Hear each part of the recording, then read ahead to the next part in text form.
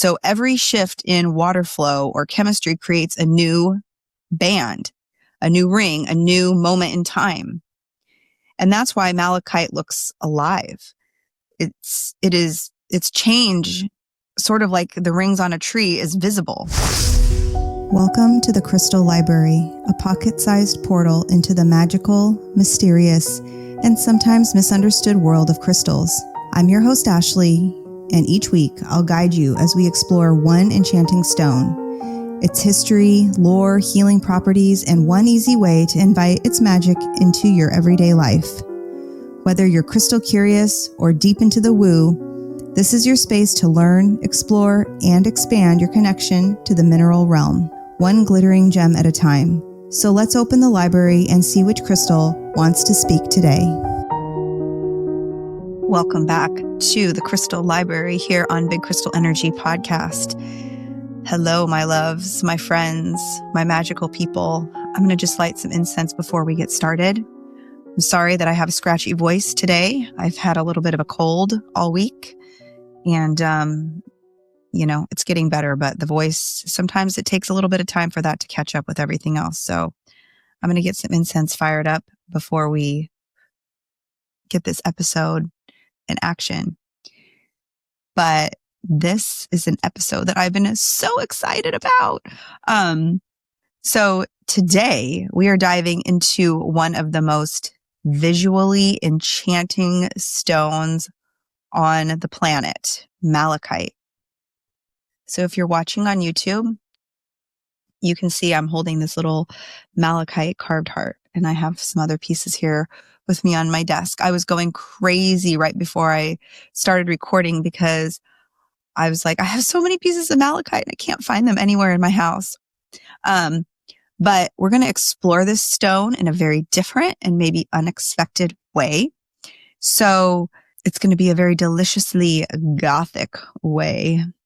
So here's the setup. So in the newest adaptation of Frankenstein by the director Guillermo del Toro, in the movie, and maybe you've seen on a lot of the different promotions for the movie, Elizabeth, one of the characters, has this enchanting green, like swirling green dress.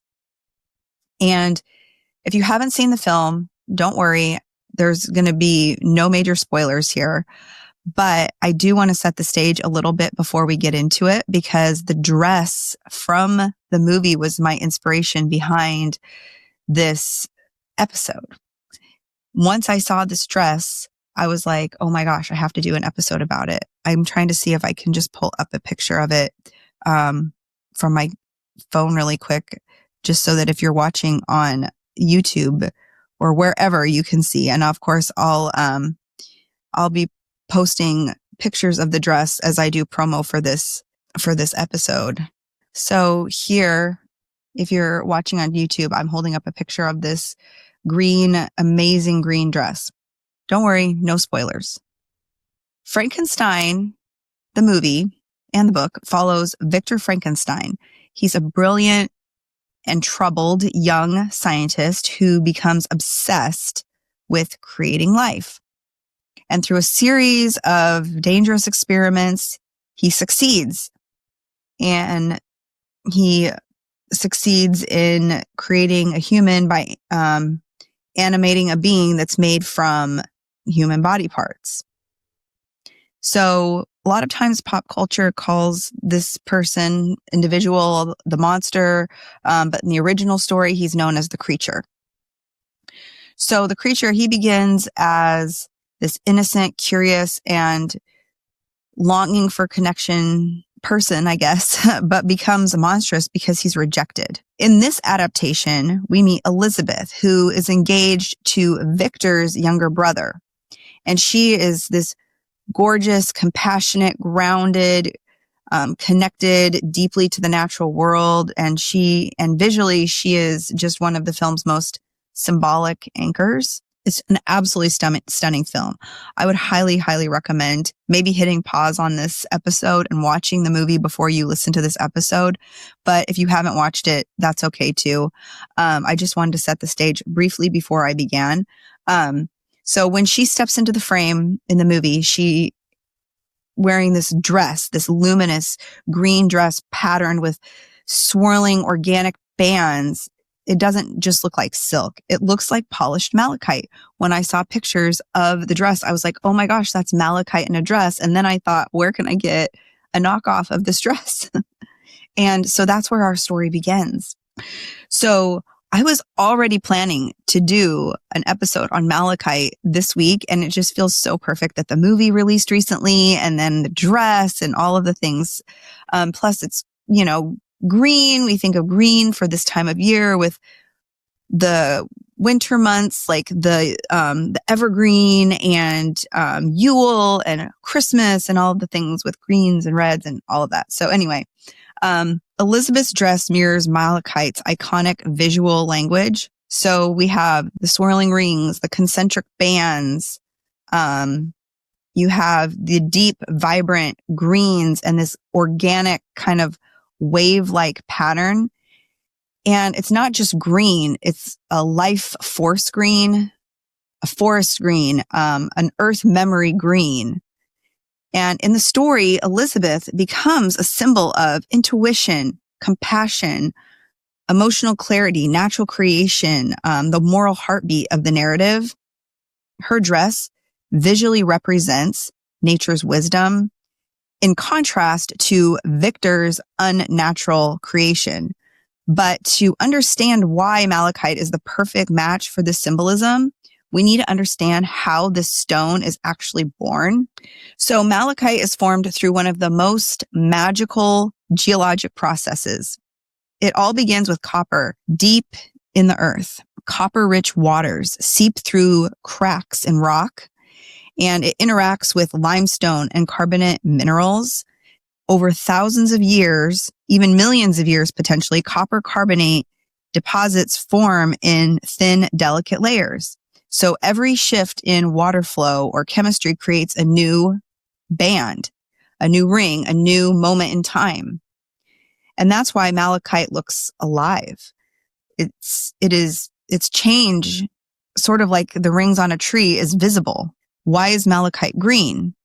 Because copper oxidizes green, just like the Statue of Liberty, right? So the Statue of Liberty is actually copper. If you didn't know that, but it has what they call a green patina. So it looks green, but it's actually copper. So malachite is literally copper transformed by water, air, and time. Copper undergoing a metamorphosis, copper becoming something new. Malachite grows in multiple visually stunning forms. We have what are called botryoidal clusters, which are kind of bubbling alien world spheres. We have stalactites, which are breathtaking cross sections of rings. There's these massive slabs, which look dramatic with swirling patterns. I have a piece here of this fibrous kind of velvety form. You can see this is one of my favorite pieces of malachite because it's very different than your typical polished malachite. It has this, it's just very soft looking and has these shimmery textures to it. And it also can be found in earthy crusts lining the inner walls of ancient caverns. It is one of the most alive looking minerals on Earth. And just like Elizabeth's dress, its beauty carries depth, complexity, and truth. Okay, so now that we know how malachite forms, let's explore why its energy is so powerful, especially through the emotional themes in Frankenstein. Number 1, transformation. Malachite's rings are a literal timeline of transformation. So we can look at this through the emotional, the creature's emotional journey, and this mirrors malachite perfectly. We have innocence, longing, rejection. Then the creature becomes angry, and then he has an awakening at the end. And we find that transformation is not linear. It's really just layered. The second thing is protection. Okay. Historically, malachite was used as a protective amulet.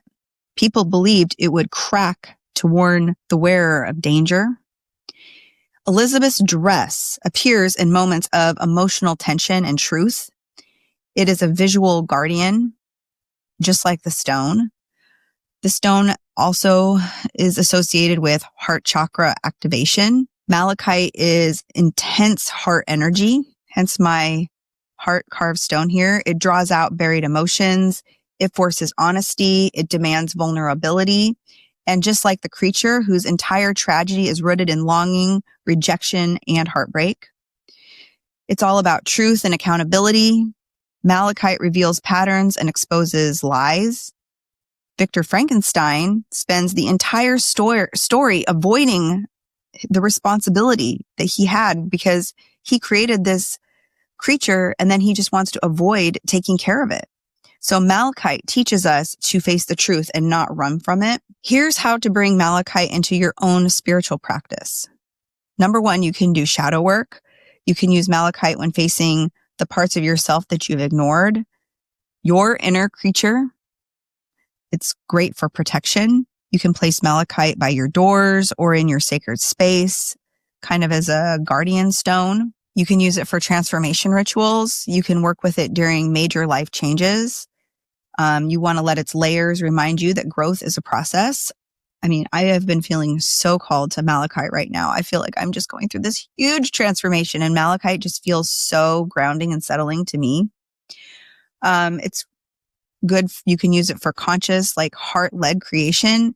So Victor, in the movie, he represents this ego-driven creation. And then Malachite helps you create from your heart, from integrity and intuition. So all of this to say, this is why Malachite is just the perfect stone for Frankenstein. And I have a feeling that that was part of the symbolism that they were thinking of when they had that dress in the movie, because Malachite symbolizes natural creation, metamorphosis, layered growth, emotional truth, protection, deep earth wisdom. Elizabeth's dress embodies all of these energies. She stands as this moral character, the grounded presence, the reminder that creation has consequences and that nature knows what it's doing. Malachite asks us, what am I creating? And is it aligned with my heart? Victor, he never asked that question, but we can. So right before I started this episode, I decided that I wanted to pull a card from my Goddess Power Oracle deck by Colette Baron-Reid. I'll show you a picture of the box of this deck. It's not a deck I work with that much. I was going through all of my different decks and I was like, what deck would be perfect for this? And then I felt like in the movie, Elizabeth just really gives this, I don't know, she just gives this like goddess energy because she's just so confident in who she is. And she just has these gorgeous outfits and she's so kind and so, just like everything about her just has this incredible goddess energy to me. So I thought this would be a perfect deck to pull from. And interestingly enough, I pulled the card Hecate, the goddess Hecate. And this is the in-between. And I love Hecate. She's just one of my favorite goddesses ever. Hecate is the goddess of the crossroads, the guardian of thresholds and transitions, the keeper of the moment when one life ends and another begins, the moment between who you were and who you're becoming. And that's exactly where Malachite works in magic. Malachite is a stone of transition, of identity shifts, of emotional truth and evolution. It is the stone you reach for when you're stepping into the unknown. Together, Hecate and Malachite, they whisper, honor your crossroads, honor your transformation, honor the in-between. So if you're standing at a threshold right now, if you're on the brink of a new chapter, a shift, a beginning, or an ending, call in Hecate, hold your Malachite, and trust the layers are growing, and trust the layers that you are growing through. And thank you for joining me today on Big Crystal Energy. May you honor your crossroads, trust your transformation, and stay rooted in your big crystal energy. Stay spooky, stay magical, and I'll see you in the next episode. Bye, and go out there and watch the new Frankenstein movie, you guys. It is spectacular. And I have to say, it is sad, but totally worth the watch. Thank you for visiting the Crystal Library. I hope today's stone offered just the magic you needed. If you loved this episode, share it with your favorite mystic and tag me on Instagram at mystical.mama.ash or at Big Crystal Energy Podcast. And if you're feeling generous, leave a 5-star rating and review. It helps this magic reach more curious souls. Until next time, keep your crystals close and your intuition closer.